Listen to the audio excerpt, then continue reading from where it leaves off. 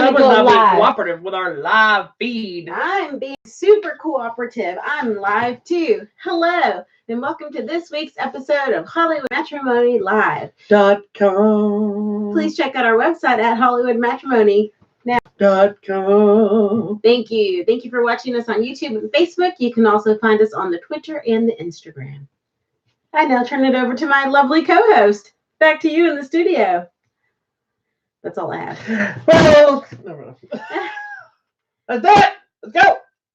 Okay, Let's we're gonna talk about some movies. Yeah. You're not ready though. Did you bring the posters? No. Ah. In the garage. Well, that's not helpful. Where you irresponsibly left them. It was not irresponsible Do we have them? at all. They're in the garage. Is that where they go? No. Irresponsible. Vader, can you go get the posters from the garage? We have an entire room designated for this stuff, and you can't bring them in here. This woman brings movies back that people borrow and just leaves them on the living room table. I left them for you to put away because Why you can't have you a very put away? specific order. You know where everything is. No, it's alphabetized. No, it's not. The DVDs are in genre, but by alphabet. All the Blu-rays are in straight alphabetical order, except for the Disney stuff. It has its own space. Everything you borrowed, everything you brought back was Blu-ray, so it's just alphabetized. Except for the Disney. But they're by section. sections, aren't they? No, the Blu-rays are straight alphabetized. Where are the Blu-rays? They're like half the shelf. Oh, but where does it start? See, I'm so confused. I think everything in the whole room should just be alphabetical, no matter what. It used to be that, but my issue is it started doing the Blu-rays in alphabetical because you threw a temper tantrum about genres. Even though when we first started the original movie shelf, you were like, we should put everything by genre. It'd be that's fine. It'd be easier to find. Well, then we need separators that say this is where this is located. But then it bothers me to have Blu-rays and DVDs side by side because they're all different sizes. And it doesn't matter. Nobody notices but you.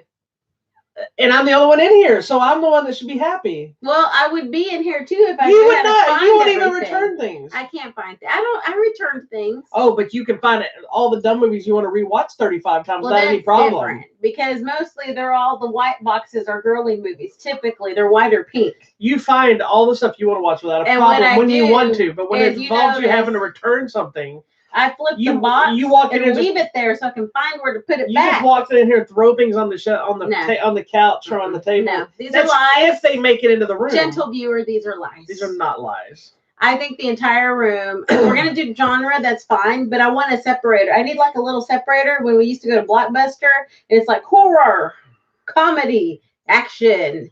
Why? And then... Are you not smart enough to know what it is? No, and then I also need ABCs within each category. Oh, for God's sake. So I'm going to make divider pages. How about that? It's not necessary. I'm going to make dividers. So it's such a simple system. Will you mix Blu-rays and DVDs? No. Are you sure? I'm positive. Why? Please. I know, but they're like that, like a centimeter. One's higher. That's than not. lower. No, it is not. It's a big difference. No, it's not. Yes, because it's about this big of a difference. Okay, well, that's not going to kill you. It's like it's not going to kill me. Living with you is not going to kill me. Maybe so. Anyway, moving on. But then all this belongs to me, and I'm going to reorganize the whole thing. No, she will never do that. I never will. It's too much work. You know how many different projects in this house are not done because someone won't get to it? I have a job that I have to do. I don't know. That's all I got. What'd you do this afternoon? I worked. No. I did work. She gets home from church, and what did you do? I went to lunch. And then what'd you do after lunch? I came home and talked to the cat. And did what? We snuggled. And did what?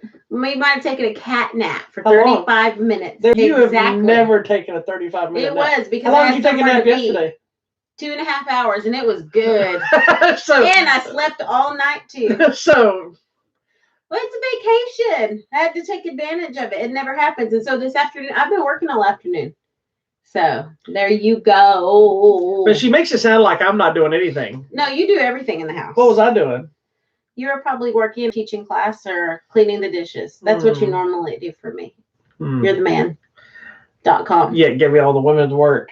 No. Anyway, let's talk about movies, because if not, I'm going to end up punching her live on the air. Lord have mercy. All right. So what would you like to talk about first? We have a murder mystery. We've got a political scandal. Well, actually, we have two we have a political scandal. We have an environmental scandal. Mm-hmm. We have family drama. Oh man! And I have a zombie movie. The zombie movies. you haven't seen. I haven't. And the pollution scandal you haven't seen. I want to go. Let's go in order of when they were first seen. Oh dear God. So let's go with this first. Okay, well I think I saw my other one first, but that's fine. Did you? Okay, well tell me about it. No, I want to hear about it. Tell me. It doesn't matter. Yes, it does. Yeah, we also have crime drama to talk about. We got a lot to talk about today. So this show's going to go 12 hours. So if you're with us, you stick with us till the very end. Yes. Don't you be leaving 5 minutes in. You're going to miss the best part, which are the credits. All right. All right. How do I share this to my page so everybody can watch? You don't even know what you're doing. You probably have to do it with your phone because I can never share things off here anymore. This thing. Okay, we are going to talk about the movie Let's talk about Waves. Not that. The movie Waves. Waves. Ripples and waves. All right, so the movie Waves is now out, I think, for everyone to go see. It's like a limited release thing. You've got to go see it. I don't know if it's getting a big wide release. I feel like we saw this a month ago. We did. It's probably like 3 weeks ago. It's been a while. Lord. This was one of those weird screenings because it was like on a Friday night. Yeah, it was date night. It was kind of a random thing. And also, this case, the director was there to talk about the movie. Yeah, that was pretty cool. The director was there. Some of the actors were there. On my phone, it let me share it right away. Well, I don't have a phone. You don't have a job to buy a phone? I don't have a phone. Anyway, the movie's called Waves. It stars... Who does it star? I don't have it in front of me. I just was inappropriately not prepared with that part. It stars these people. Kelvin Harrison Jr., Taylor Russell, Sterling K. Brown, and I don't remember who the other one is.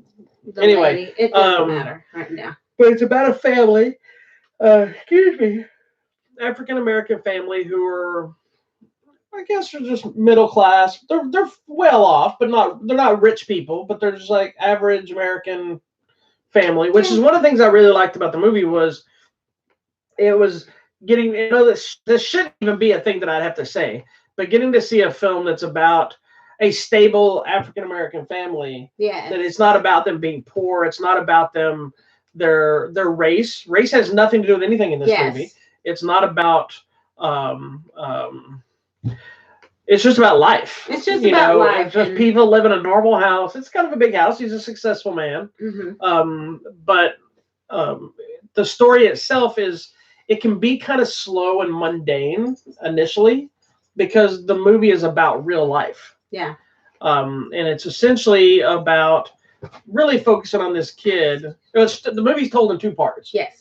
First part is about the son, which is Kelvin Harris. Is that right? His name is Tyler in the movie. Tyler, and he's a wrestler. He's an aspiring, I guess, athlete because there's scholarships on the horizon, and he's put a lot of stuff into him. And he's got a girlfriend, normal teen life, and it really focuses on how one thing that can go wrong in your life kind of sends the domino effect of a little things that keep happening that add up to big things and then other big things that make them even bigger. And it's his thing. There's something happens to him, and it is really something that's not even his fault. It's not before you start going, of course something happens. It's not a case of he did something wrong. He didn't do anything. It was an unexpected accident, if you will, that he couldn't have controlled. The same accident I've been through. Yes. So when that was happening, I'm like, oh my gosh. And the movie itself is different because it's an immersive experience. It is. Which I know y'all are like, what? That sounds kind of. We'll explain that too. Frou. The director came out beforehand and said, "I appreciate everybody watching this movie, but it's a little rough to watch at times. It's an immersive story, so please stay with it." And we were both like, huh? What is that fixing to happen?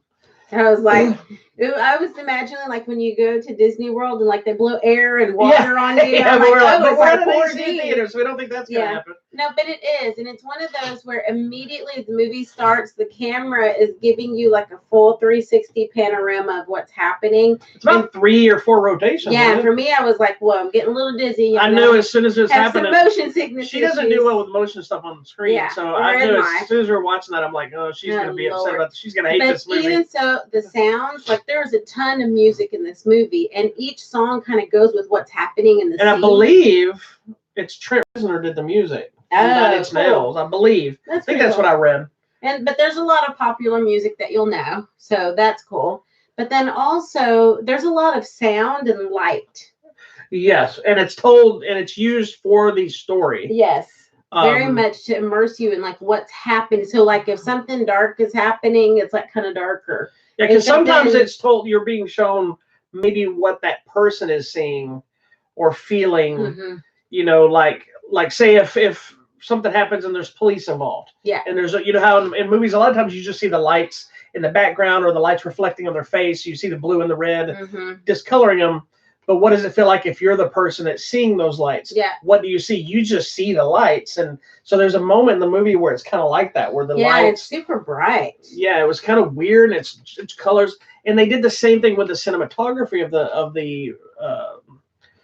the ratio of the screen, the aspect ratio. Yeah. Where it's, say it's a widescreen, and because everything is kind of closing in on this person, it suddenly goes into like standard. Closes in and I was looking, I was like, that hasn't been like that the whole time, because I didn't even see it happen. But because it was his perspective of what was happening in his life. Right, like, and it does it and you may not notice it as much on a regular television. No, but on the big screen, it kind of focuses, and then when the story kind of opens up again, it pops back to the bigger range, because the second half of the film is told through the eyes of his sister. Yes. Who you almost don't see at all in the first half, which is also part of the story. Yeah.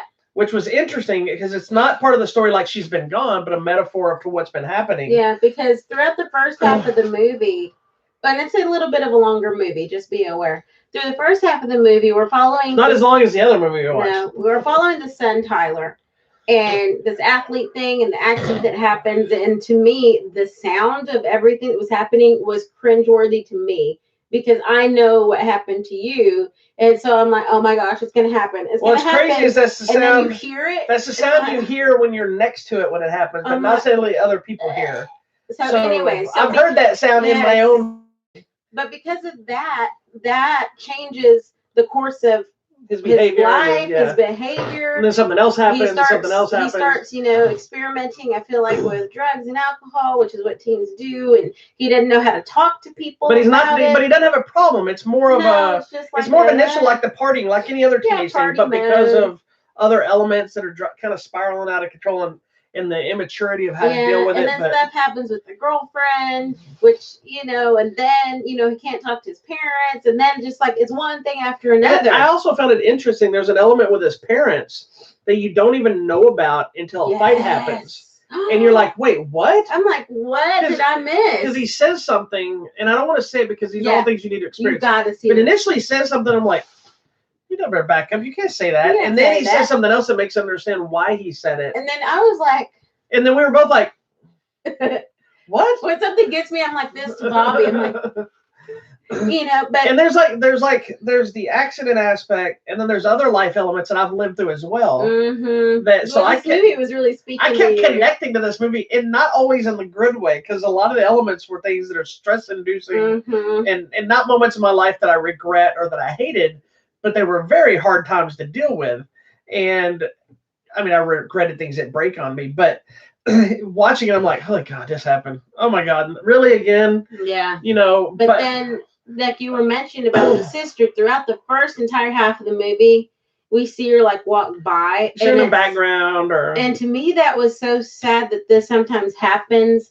They were so focused on the kid getting his scholarship and just like, you can do it, that the other kid was kind of just left on She was an extra to his story. Yeah. And then when we flip it. But when we flip it, you're not only seeing her story, but you're also seeing the effects of the other story and what it had on her. But as she moves forward and how she's having to deal with it, which in turn then puts the focus on the parents, on how they're having to deal with both sides. Mm-hmm. It's a heavy movie. And it's interesting, like right when it flips from his story to her, that the screen is that bright, like a sunrise color. And it's blinding for like, I feel like 20, 30 seconds.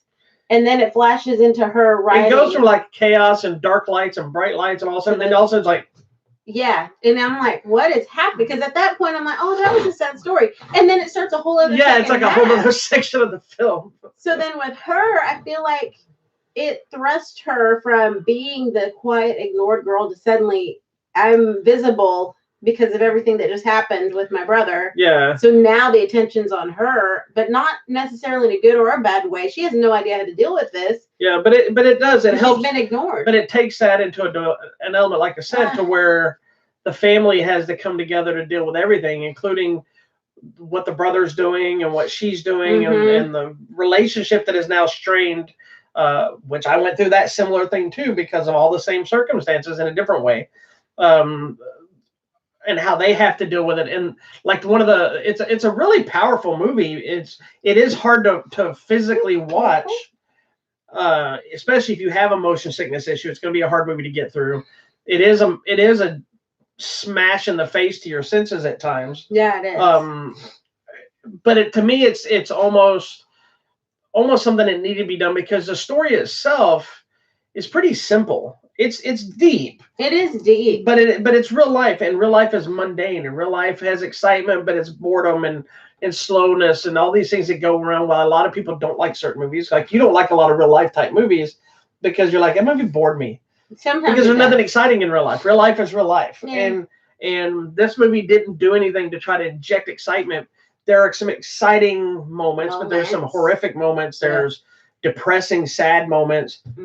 It's got every gamut you feel in a whole lifetime, but there's like a single moment at the end of the movie that has no dialogue, that is between the parents that we talked about, that like speaks volumes to everything they've gone through. And it kind of was a perfect end cap to the movie. It was. So, but it's definitely a movie that needs to be, I think it needs to be seen on the big screen to really get the full effect. But either way, it's just one of those movies that it's just a movie that you experience, and every single person will experience it differently. Yeah. Like I had a lot of personal connection. You're seeing it as more of a feature, but with real life and the visuals, because they affect you sometimes. Yeah. And somebody else may watch it from the African American perspective and see, I might see some people that go, oh, my friend went through this, or I love that they're portraying us as a normal people and not stereotyped. Yeah, and exactly. You know, so it was a great movie. And then I was surprised, I shouldn't have been, but I was surprised that the director was just this little white guy. Yeah. And it was about a lot of his life. And the reason somebody was asking, I saw somebody write about it, saying that he was doing interviews and talking about a lot of these are about his life. And there's or why do you have to cast a black guy? Why do you have to cast a black family? Why does this have to be that? And he's like, well, because me and this guy worked on something else. Yeah, he just wanted to work with They wanted to work together. So he wrote the story, and when he cast Kelvin, the kid, he decided, okay, he's an African-American kid. I'm going to cast an African-American family for him. Which was really good. That's the simple story. There was no, race had nothing to do with this movie. No, not at all. They just have. You can try to find something if you want, but it's not about race. They could be purple or green people. Yeah. It wouldn't even matter. This same story could have transcended through any single culture. It did. And it is, the good thing is it is culturally diverse throughout. I mean, the friends or girlfriends and boyfriends it's diverse. So, I mean, if you're wanting that, it's there too. There you go. But that's not what this movie's about. It's not. I love the movie. It took me a while to really, I had to sit with it because it is long, first of all. And I was still I don't think it's as long as you think it is. I felt like it was. Maybe because it was I think it's only 2 hours. But I think because we were dealing with this whole first half of the story and then it stopped. Just and then wearing you out. The next story. Yeah. And then I didn't know because I was still trying to process the first half. When we were getting into the second half, and then I have to process that. But maybe that's how real life is too. When something happens, you still have to you're processing, but you still have to continue living. Yeah. So maybe that's the metaphor of that as well. I don't know. It's a lot. It's full of information. It's a great movie, but it's a lot. And Sterling K. Brown was really good. I was glad to see him in this. It's not his This Is Us nonsense. It's this. Not as what? This Is Us. Anyways, it was really good. You need to watch it. Yeah, check out Waves in theaters now. Don't take your kids, please. Because there were people that showed up with kids and they left, remember? Well, they told them too. They said, why. We saw some kids in here, and if there's some heavy scenes in this place. Yeah, just know there's sex, there's drugs, there's alcohol. There's not necessarily nudity and stuff, but there's some heavy elements. A little bit, maybe of some abuse. Blood. Yeah. There's lots of words. It's everything in life is there, there, and it's rated R for a reason. Yeah, it is. It's heavy, but I hope young adults. If you have teenagers and adults, I think it needs to be seen. They need to see it. It's important because I think it's important.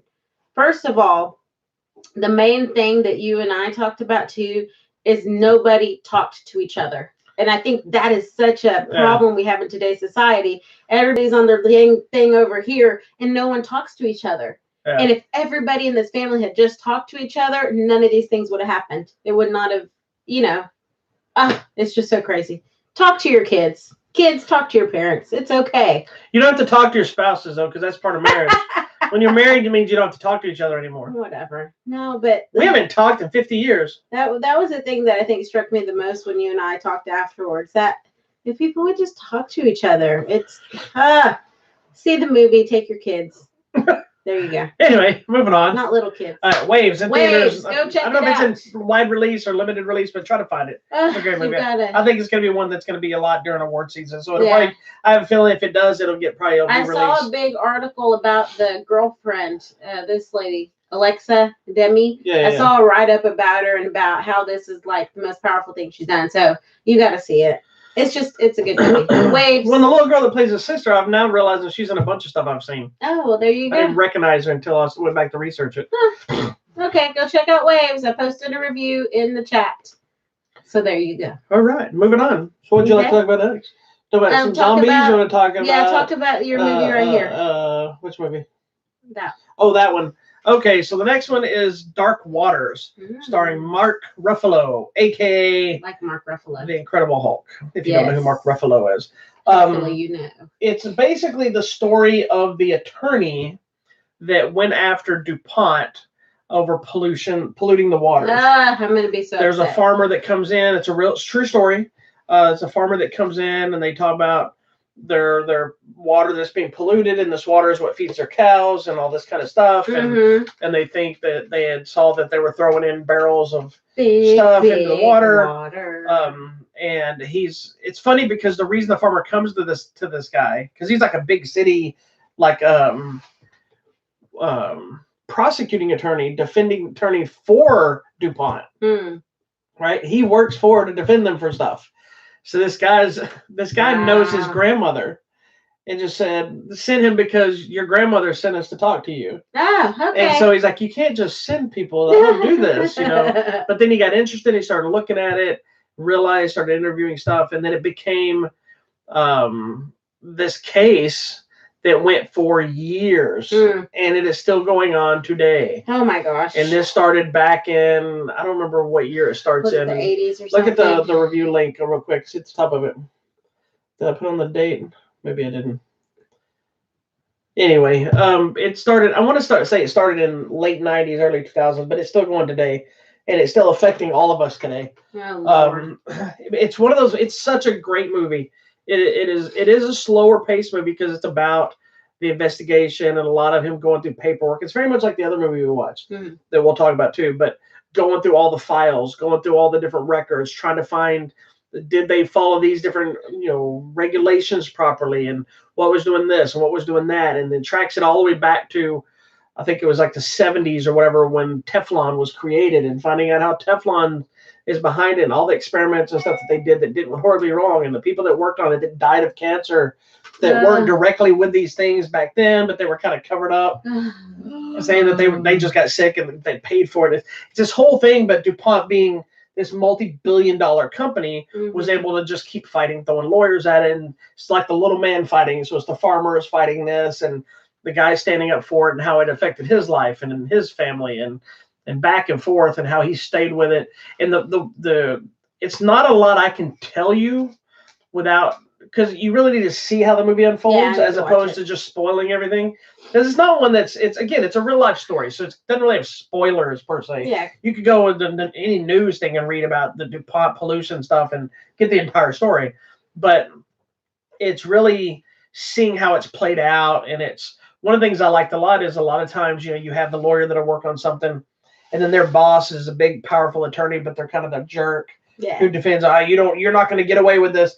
Tim Robbins plays his boss, and initially he comes off like that, but then he ends up being, okay, see what you can find, and gets behind them. And it was kind of a fresh twist on that aspect of films, if you will. But it's a movie that is infuriating. That if you're anything like us, is you watch a movie that's real life stuff, about these kind of politics or pollutions or stuff. I get angry. Yeah, I get mad at the end of them, and like it's stuff you need to know about and need to see, but then it pisses you off, which to me is a sign of a good movie, because if it's telling you a story you might already know, then it still irritates you even more, or reminds you something. This is another one of the movies that needs to be seen, because it really will open your eyes to what's really going on about certain things, pollutions and whatnot. And there's people arguing, pollution, blah. It basically says, this is the only spoiler I'm going to give you, and this is part of the end credit things when it's telling you all the real life stuff. Oh, I love it. And it talks about all the different people that are affected by it, and how many people had died of cancer, and how many people did this. It said 90, I believe it was 90%, might have been 98%. 90% of the world's population are already infected with it. We already have the issue, and there's nothing you can do about it.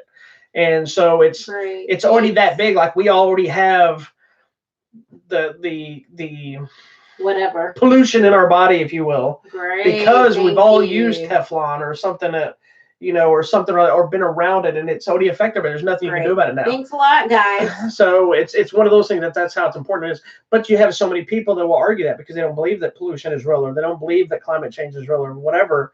And Mark Ruffalo is really a hardcore thing about it. So it's even more seeing him in this movie. This movie was, you could tell he gives probably one of his best performances to date in this movie. He's really good.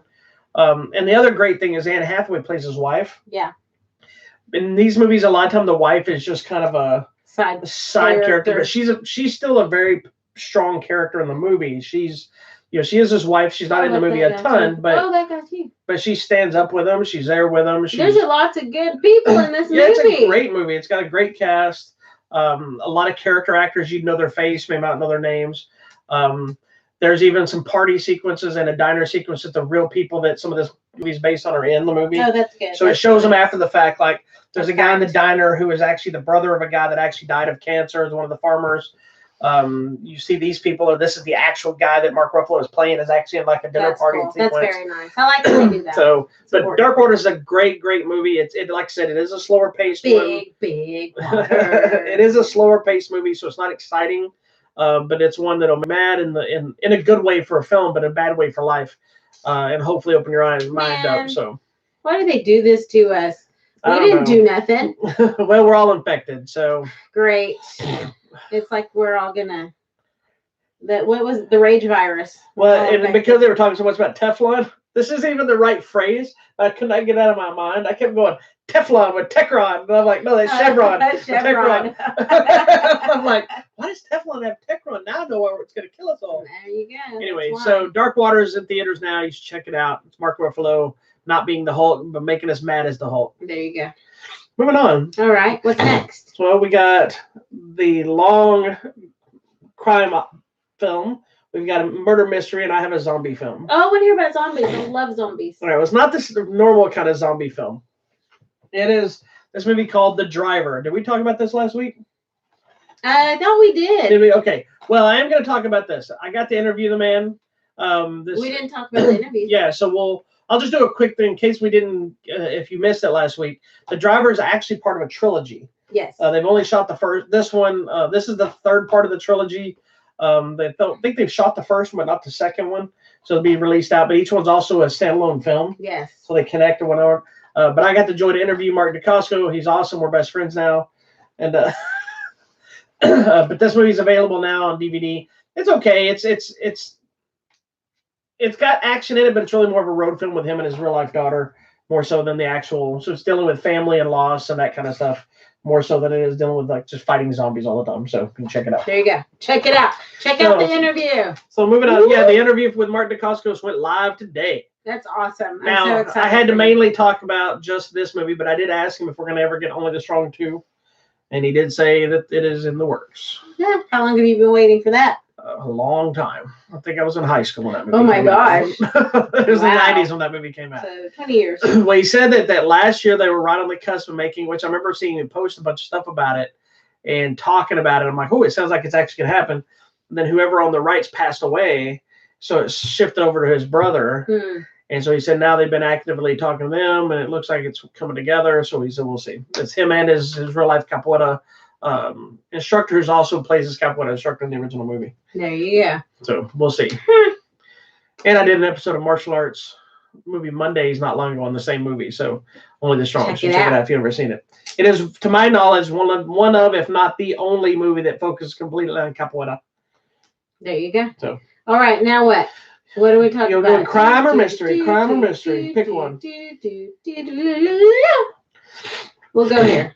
All right. Let's talk about this. Another movie I've been super duper excited to watch since the day they announced it. I love mob movies. Yes. Crime films. I loved crime documentaries. I used to love the Crime Investigation Channel before they screwed me over and took it away. And nobody does it better than Martin Scorsese. And movies like Martin Scorsese, with one of my favorite movies of all time, Goodfellas, and Casino. And so with those movies, with Goodfellas, it was more about the life of being a mobster, in the organized crime and becoming a made man and the lifestyle, and then their drugs and all the stuff they were doing. Whereas Casino was kind of more about the legitimacy and the bright lights of Vegas, but still the crime and all the stuff that went along with it. So is what is being classified as his opus to the crime film genre. He got the gang back together, surprisingly, for his film The Irishman that hit Netflix. It had a theatrical run, which I had a screening I was supposed to go to. So bummed I couldn't see it on the big screen, but we finally got to see it. It brings Joe Pesci out of retirement, who hasn't been in anything in God knows how long. That's pretty big Robert deal. De Niro back to the genre that everybody loves him in, and Al Pacino. And it's the first time Al Pacino and was it Al Pacino and Scorsese worked together? I guess so, which is crazy. But it gets De Niro and Pacino back together where they belong. I think the last time they did something together that was good, because they did some other movie that was like a straight to video that wasn't very good, but they did Heat together, which was awesome. Anyway, so The Irishman, it's available on Netflix now. It follows Frank Sheeran, who is he was a mob enforcer kind of thing. It was just, he started off as like a little truck driver guy, delivery guy, and worked his way up through the crime thing. He painted houses. He did. He painted houses. And essentially the movie's about his growth in that world, organization, all the way up until the entire scandal, mystery, murder, disappearance of Jimmy Hoffa, who Al Pacino plays Jimmy Hoffa.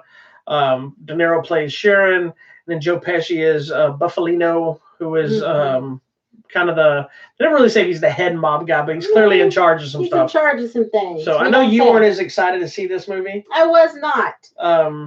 I was excited not only to see I saw this guy and I got excited. Really? But what they had to do is they did some CGI technology to de-age everybody, so they all were able to play themselves through the whole film. So before I go into my spiel about the movie, let's talk to you, because I like talking to you because you're not big into these kind of movies. You watched them and liked them, that kind of thing. Yeah. But what did you think about The Irishman? I really enjoyed the movie. It was the movie's 3.5 hours long. It was a little long for my taste, but we took some breaks in between to get food and bathroom breaks in this, because it's on Netflix, so you can watch it at home, which is the great thing. You can hit pause. I did enjoy it, and I learned a lot because I don't know any of these things. I had no idea Jimmy Hoffa was involved with all these other things. I mean, I thought he was like a mob guy, but I didn't know. Well, he was the head of the Teamsters. I didn't understand I didn't know the Teamster thing was a thing. I know. I didn't know anything about the union. What do I know? I know nothing. You did know Jimmy Hoffa disappeared, right? I do know, and then I remember Geraldo opening the vault. That was not Jimmy Hoffa. It was another one of these guys. That was. Was it not him? See, I told you, I don't know. I just went blank. It's the crime boss. Not Jimmy Hoffa. Holy crap. The Untouchables. Al Capone. Al Capone, thank you. And there was nothing in there, yes. Which Robert De Niro played Al Capone in The Untouchables. Boom. Another great movie. I know my dad liked The Untouchables. Does he really? I think so. I'm surprised that he watched that movie. He liked that other guy, the Brosnan. Pierce Brosnan? Not Brosnan. Well, there's the other guy that shoots up everybody. Sounds like that. Charles Bronson? Charles Bronson. He's not in The Untouchables. No, but he likes all those types of things. He likes Equalizer. So, yeah, he liked kind of these things. Yeah, but The Untouchables is not those kind of movies. Whatever. I don't know, dude. That's movie with Kevin Costner and Sean Connery. It doesn't. Sean Connery.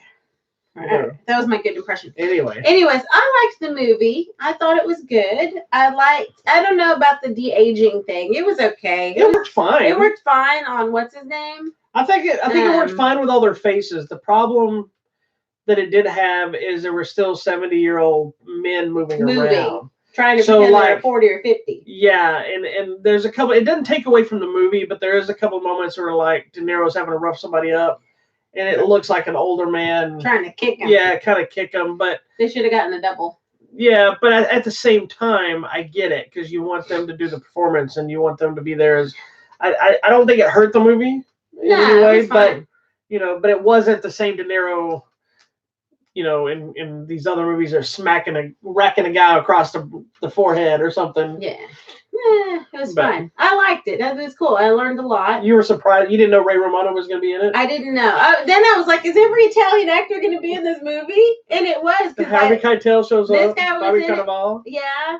I mean, there was just so many people. It's funny. Anna Paquin's been getting a lot of grief. Why? Apparently, there's been a lot of people posting Leave Suki alone. About the fact that why was she even there? She had no dialogue, whatever. She did. Robert De Niro's been defending her performance, saying, I think she had a very powerful performance with what she said with her face and her eyes and her character, and because that was the whole point. But that was the whole point of her character, was that she was one of the daughters.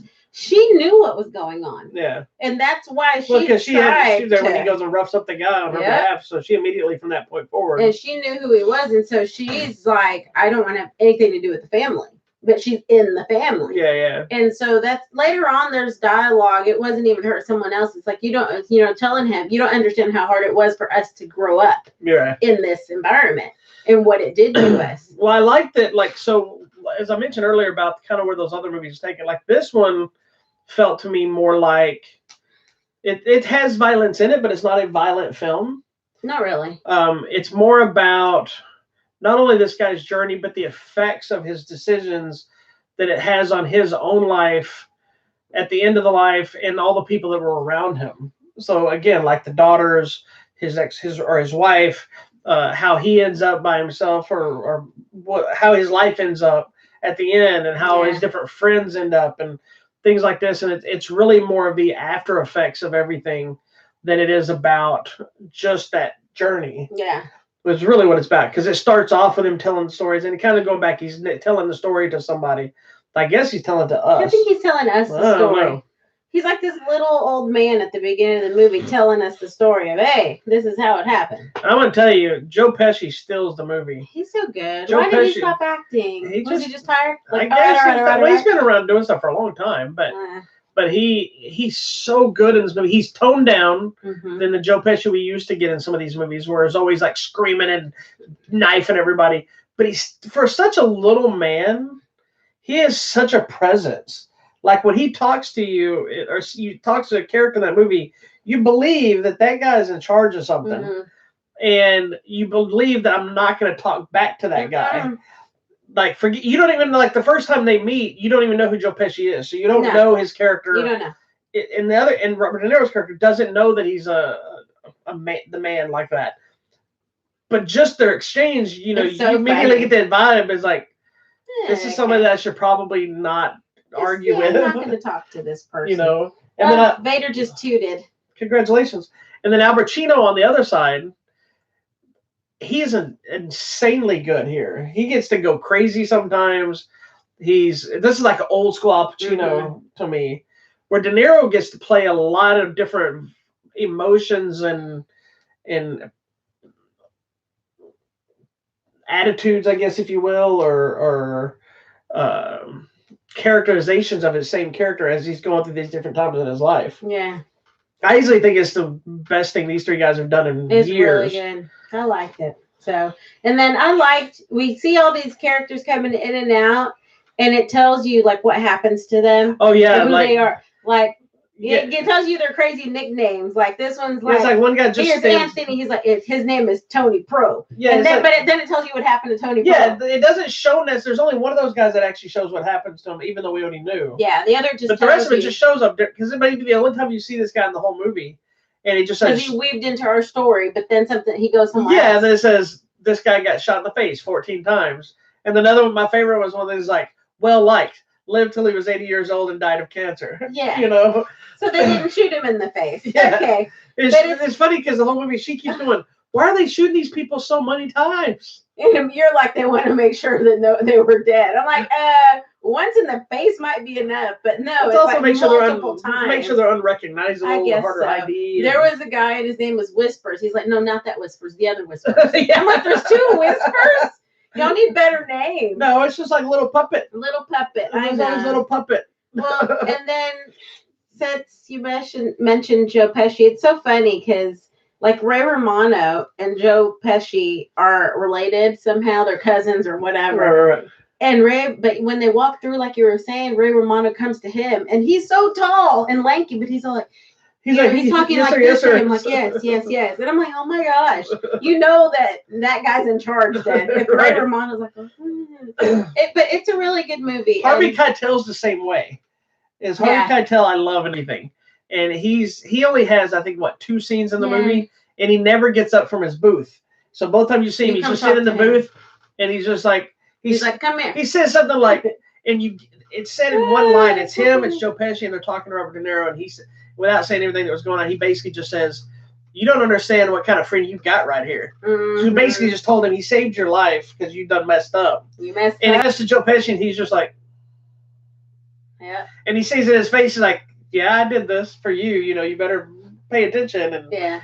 Well, and it's funny because when they're like, what's his name wants to talk to you? His name is Bruno, whatever. He's Bruno wants to talk to you. He's like, oh, okay. He's like, get in the car. He wants to talk to you. He's like, oh, right now. So they drive. I'll follow you. And he goes, no. He's driving me. I'll bring you back. And then he gets in there and they take him and he's like, sit down. I want to talk to you. I'm like, oh my gosh. I love your horrible bad. I know. I would be freaking out. Because he knows he was in the middle of fixing to do something that was not okay. Yeah. Well, he knew it. So he knew. But I also think like there's another thing later in the movie where they foreshadow a scene by showing the exact same scene with somebody else. Yes. Oh my gosh. And it involves getting in a car. And anybody that's ever seen a mob movie knows you never sit in the front seat. Because the guy in the back seat is usually going to take you out. Yeah. And there's a great scene of De Niro going somewhere, and they're just getting in the car. There's no threat, but he's like, sit up front. He goes, I'm going to sit there. I'm going to sit in the back. Mm-hmm. He's like, no, he goes, I'm going to sit back here. And it's funny because the guy that's in the back seat, we saw him kill somebody earlier in the movie from the back seat. He just wanted to be sure. Nothing was going to happen, but he wanted to be sure. He didn't trust what was going to happen. The other interesting thing, though, is that they do spend a lot of times with the daughters. So the Anna Paquin and the others. So we do get some time with them. And yes, she didn't have a lot of dialogue, but she has a lot happening here. Yeah. And there is like so much hate. But the little girl that played her too did the same thing. She would just look. Was so good. Like it was a little eerie because it's like she knew. She was very much aware of what was happening. The other thing though too is we do get some time with some of the different wives. Because the wives know, but the wives take care of it. Like when he came home, covered in blood. Another guy covered in blood, and she's like, "Give me your shirt." Wasn't that Joe Pesci's character? Yeah, it was somebody else. She's like, "Give me your shirt." You did whatever. She's like, "Go upstairs." Go upstairs. So the wives knew, but then the girlfriends knew too. Come on. They also knew. I mean, everybody was aware, and this was just their way of life, and it's so sad, kind of. I don't know. It was sad. I love this genre so much. I know you do. So much. Do you think the mobs are still active? Of course. So all the different ones? Of course. There's no such thing as the mob. I know, but there's Italians, there's the Russians. I missed shows like The Sopranos. Sopranos was such a great show. Boardwalk Empire was so great. It was great seeing what's his name, Jack Houston. Jack Houston. Who played Robert Kennedy. Yeah. He's from Boardwalk Empire. He was the guy that had face was blown off in the war, so he had like a fake face on. Yeah. Because of the time period that was made like this leather mask with an eye painted onto it. Yeah. So he had to wear it like That's this. Weird. Anyways. But yeah, I love this genre. It doesn't exist, but if it did, yes, man. But this movie, this whole movie, all it did was outside of I love this movie, but it just made me want to go back and watch Goodfellas again and there you go. Casino again. And so I think it might end up on one of my top 10 for the year because it is really a great movie. Wow. I love this movie. It is a little bit of a marathon viewing because it isn't overly exciting. One of the things that makes Goodfellas and Casino sometimes move a little bit faster is the fact that there's a lot more stuff happening with the kills and hits and things like this, or the drugs or the police chases or whatever. This one doesn't have any of that really. But like I said, there are some kills and stuff, but it's really more about the personal connections and the lives of these people and their interactions than it is about what they're doing. Yeah. Are you okay? Sorry. Baby needs burp. And it's interesting because for anybody that doesn't know, it's not really a spoiler because it came out of interviews and things, but Sharon has supposedly was the guy that confessed to killing Jimmy Hoffa, but it's still never officially been proved to my knowledge. Because there's no body, but he's saying he did it, and I was reading some other stuff about it saying that they went back to the location where he said it occurred. They found blood, but it didn't match Jimmy Hoffa's. But now with new technology, they're hoping that maybe it'll be able to get some of the stuff blood that's so old that originally couldn't be identified. But you never leave blood behind. That's the whole point. You got to do a good job and not leave blood behind. Apparently, there was blood found, but maybe it didn't match Hoffa's. Splatter. So they're like, that's bad enough when you find blood and it's someone else's. I don't know.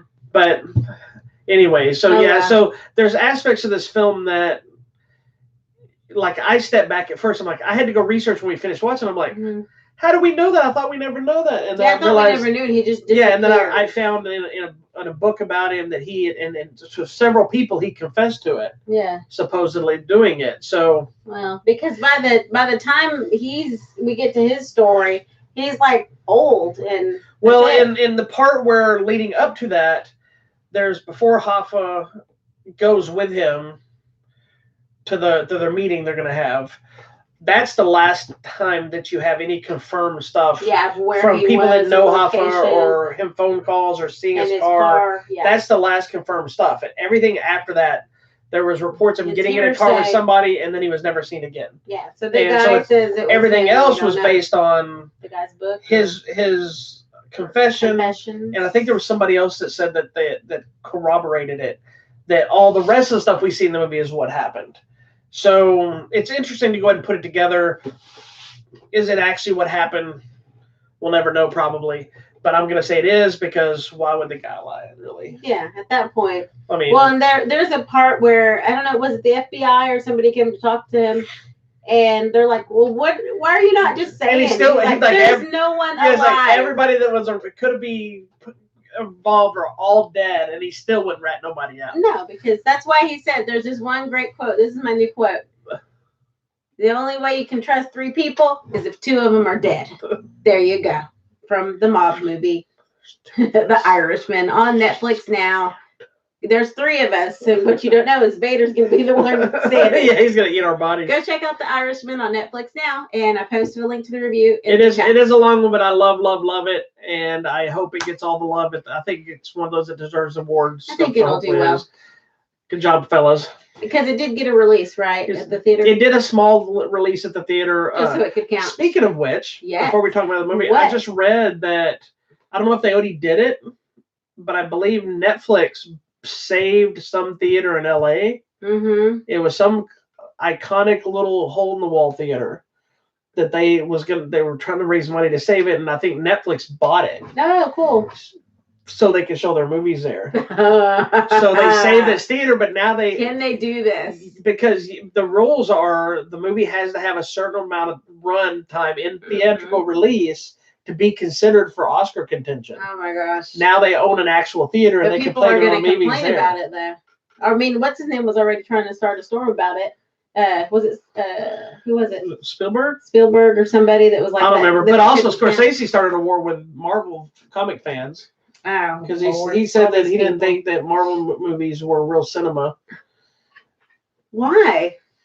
Oh Lord. But I think his. Goodness. I understand what he's saying because I was watching some other interviews of different people that kind of like some of the Marvel people that kind of came up and mentioned it, and I think the mentality is people are paying for all the big effects and the spectacle, and he's talking about just old school story driven movies. Well, go see Waves. Like Waves is the prime example. I think that would be a movie he would think very low budget. Yeah, but it's not even about it being a low budget, but I think being about the story. If you watch a film like Goodfellas or some of these, or The Irishman, even though they spent so much money on the de-aging, when they probably didn't necessarily need to, it's still about the characters have to sell this movie. Yeah. You don't get to rely on somebody shooting a laser or flying or, you know what I mean? So at the same time, I disagree with him completely.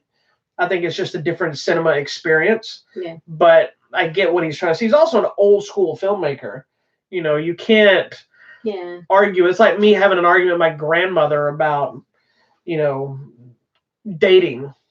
It's not the same from when she did it and when we did it. That would be courting. Yeah. So, a froggy and a... Whatever, man. Anyway, so our last film, I guess, we got one more. Is a murder mystery from Rian Johnson, director of The Last Jedi, the most controversial Star Wars film to ever exist. Lord. Stupid. We're going to get into that soon, because the next Star Wars Yes, we'll have we're going to have a full Star Wars special edition. Lord.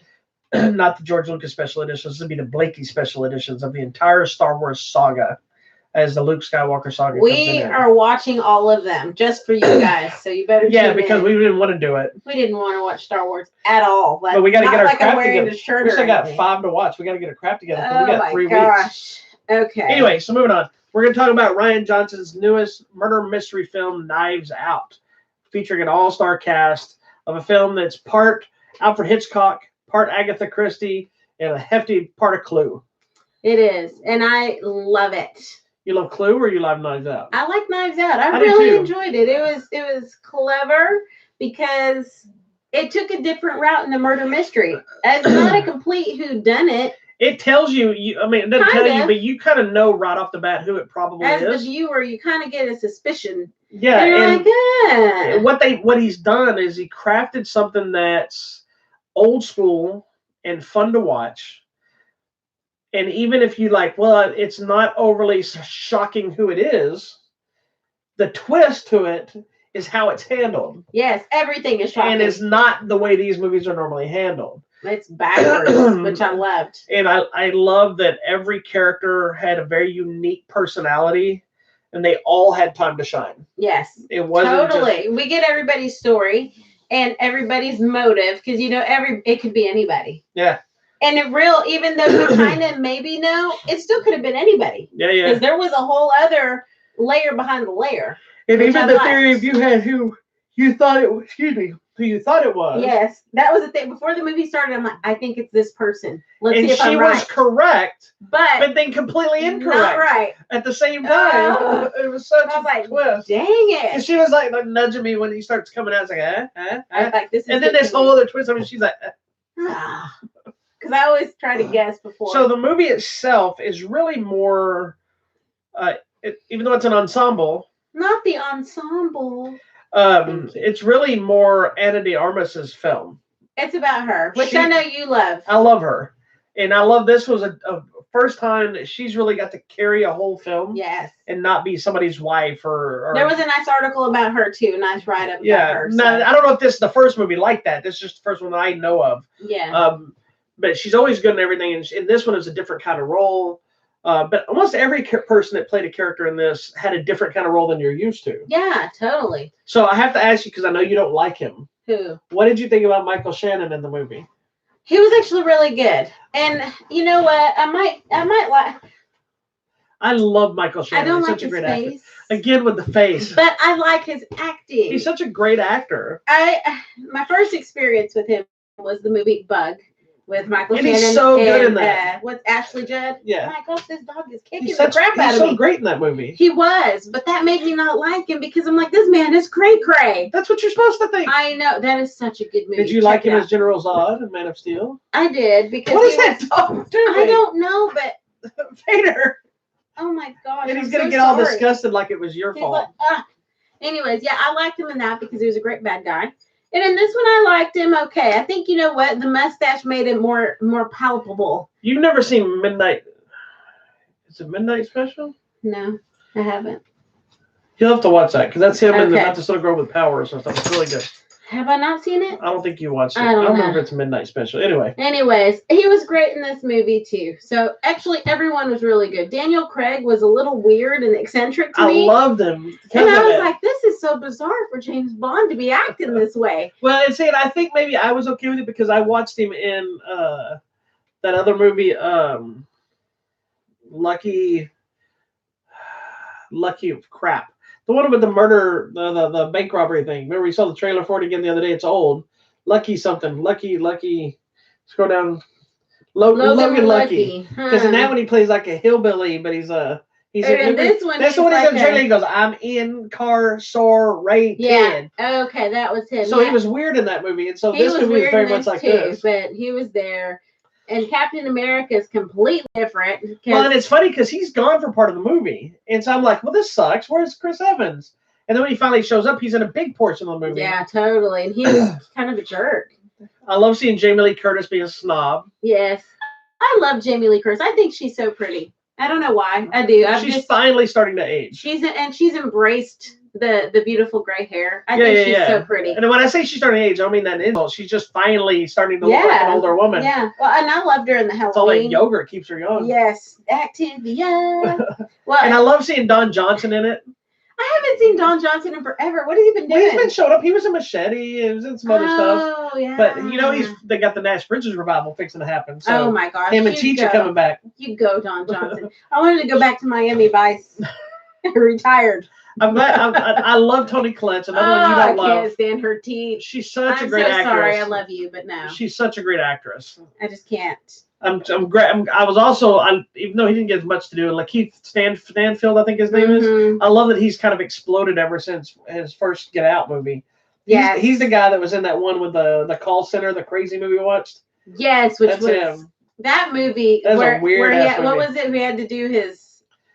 White person voice. White person voice. Well, hello there. Yeah, it was somebody else's voice altogether. But he was really good in this. It's completely different than what you've seen too. Yeah, he's like very straight laced. And then who else was in it? This was just a good cast. Everybody's did. This girl, I feel like I've seen her in something else. Probably. Catherine Langford.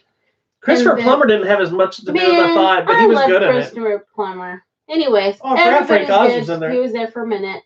Everybody was great in this movie, and it's a good movie, and it's a good mystery, and there's a lot of twists and turns, and there's layers. It was way more fun than I thought it was going to be. Well, and there's a lot of good dialogue too. Yeah, because the whole first half of the movie is interviews.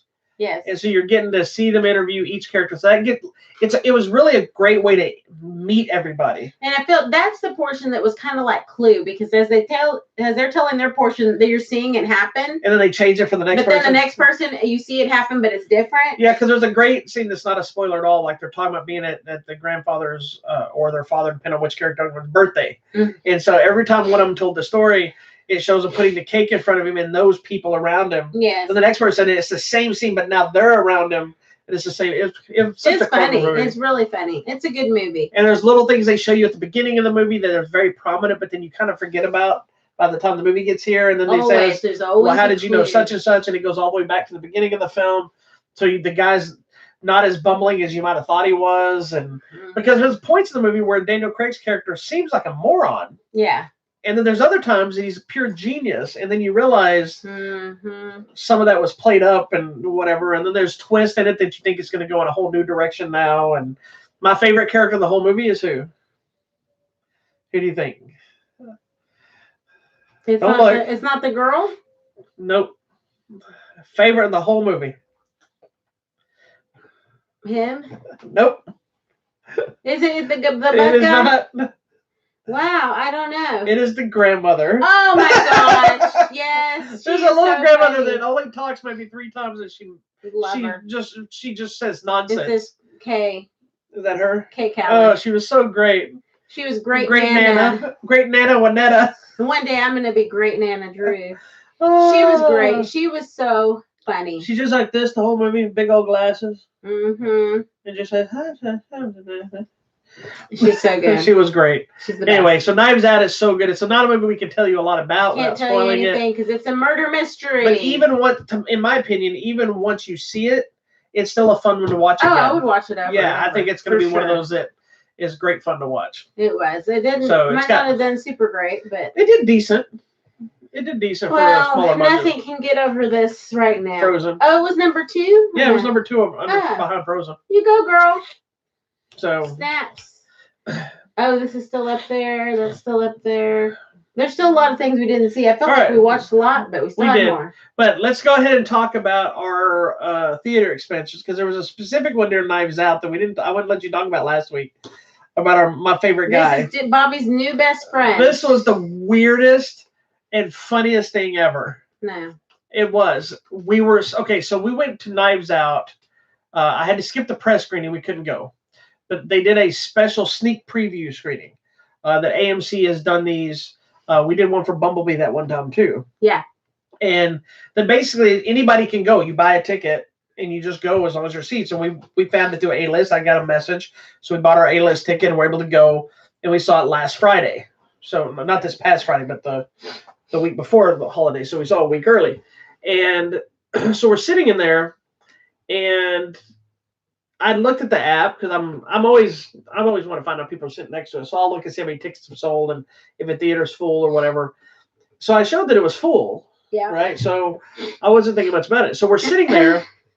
We're up at the top corner. And there's this big guy, kind of a hefty guy, and he comes up and he's just standing in the aisle, probably like 4 steps down from you. Yeah. Very weird. But he's chatting with someone, so yeah, we thought he was. They were talking. They knew each other. I thought maybe he was standing up to let people walk in. Yeah, because he looked like somebody that might be once he sits down, he wants to hunker in and not get up again. Yes, I agree. So I thought the similar thing, and I'm like, why is he just standing there? And he's asking this other guy, "Oh, have you seen such and such? Oh, I can't wait to see this." Blah blah blah. They're back and forth, and the other guy, then out of nowhere he goes, "So what is this a screening for? Is this some kind of a special screening?" So now we're like, what? Was this guy even supposed to be in here? No. And we still don't know that answer for sure. I'm going to say no. I'm pretty sure the answer is no as well. I think he wandered in. And so he stood there until the lights went down. Trailers are playing. He's still standing there. Now, mind you, we're on the last 2 seats. So we're in front of the steps. So he's standing in front of you. Now, I don't think he was blocking your view. No, it was fine. It was just weird. So he stands there, he's watching as the room fills up. There's still people coming in. And then he slowly kind of makes his way down. And then all of a sudden he gets to the bottom and then he walks out of the room, out of the theater. And we're like, okay, he probably wasn't supposed to be here. So the movie still hasn't started, it's showing some trailers. And all of a sudden he peeks back in the room. Now he's standing by the entryway of the theater. And we're like, now I can't do anything but watch this guy. Now I'm on a mission to find out, is he going to stay in here and stand and watch the movie the whole time? Is he going to find a seat? What is he going to do? And I'm like, dear, there he is. And she's like, watch the movie. I'm like, I can't. I want to see what this guy's going to do. And so I watch him, and she's distracting me because she's trying to tell me not to watch him. So then all of a sudden he disappears. And I'm like, and she goes, where'd he go? I said, I don't know. You messed it up. So then we get through the movie. I moved on. So I'm still wondering, did he find a seat? Did he leave? Did he get caught? Whatever the case is. So as we're leaving, he was sitting in a handicap seat. So he found him a handicap spot. And that's where I would have gone, by the way. If I was sneaking in. He popped down in a handicap seat and found him a spot. And I still don't know if he was supposed to be there. I'm pretty sure he wasn't. Supposed to be. He was carrying his little beer glass. I think he was a little bit tipsy. I don't even know what's happening. But either way, that was our first adventure. I found that entertaining. Was there anything else? Mercy. When we went to go see Waves, that was kind of a cool experience. We had people there that we knew. Yeah, we had somebody that suddenly, hey, Bobby. And they were there because the kid's in a film class, and so they got invited to watch it. I'm like, that's kind of cool. The director was there. Some of the actors were there. And there was a weird situation during the middle of the movie where these 2 ladies were laughing. They were like cracking up. Oh, yeah, about stuff that was not funny. Yeah, and I was just like, oh, that's kind of weird. And I don't know what the deal was. She didn't call security on them like she did at the Ford versus Ferrari lady. Oh, I did call security. That lady was having a good time watching the movie. These 2 bitches were, but these 2 ladies were more annoying than than she was. Yes. No.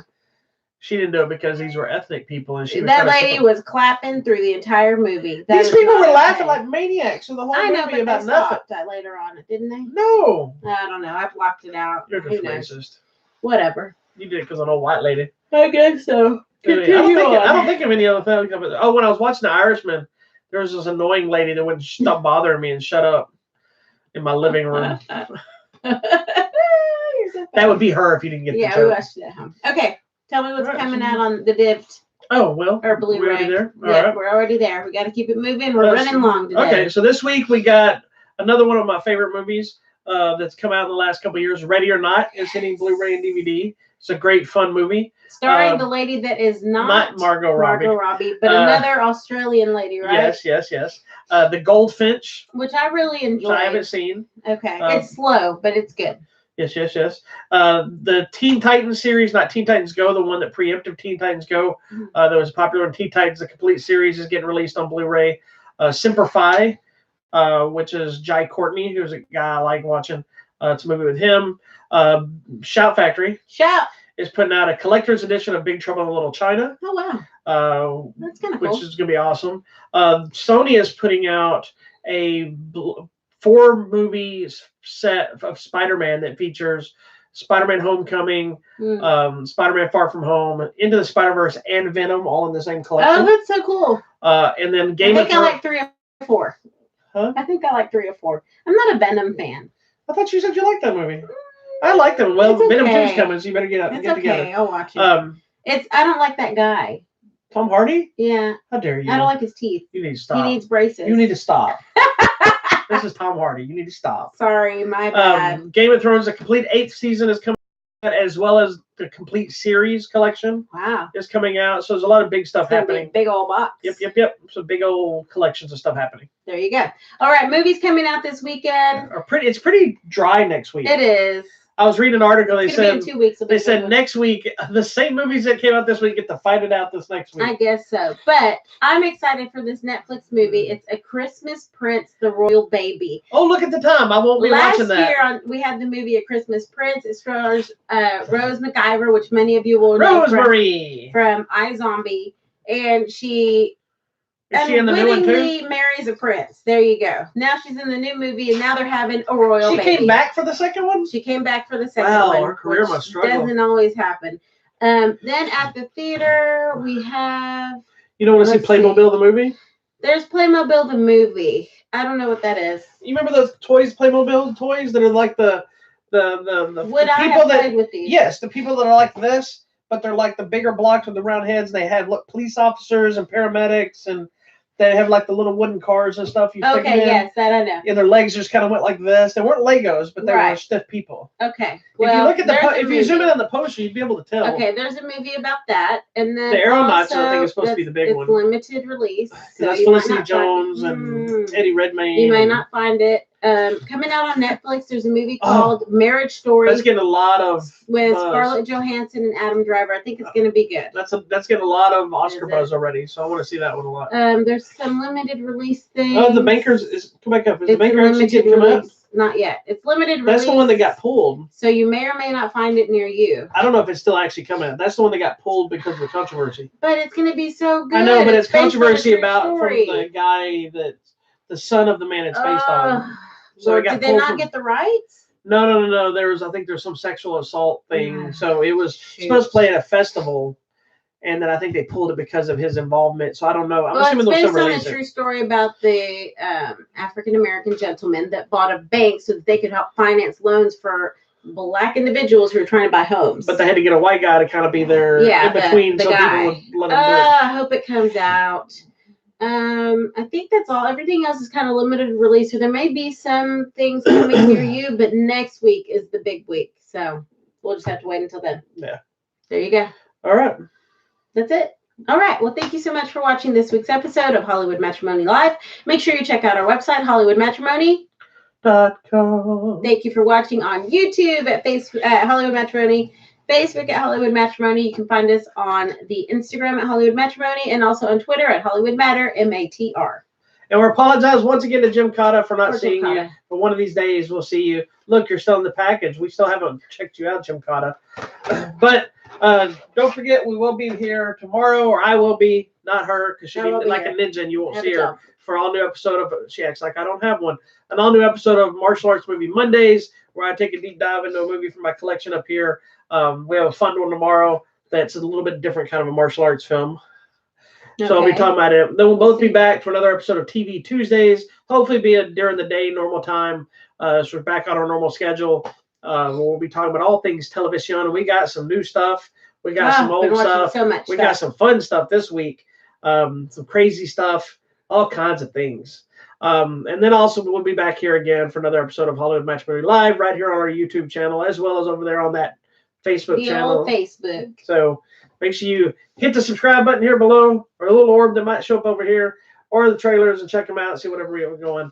We appreciate you as always. And be nice to each other. And welcome to December. How did that happen? Bye. Well, the end of January, June, or what the November. November happens, and then we're in December. So Bye. Peace and love, people.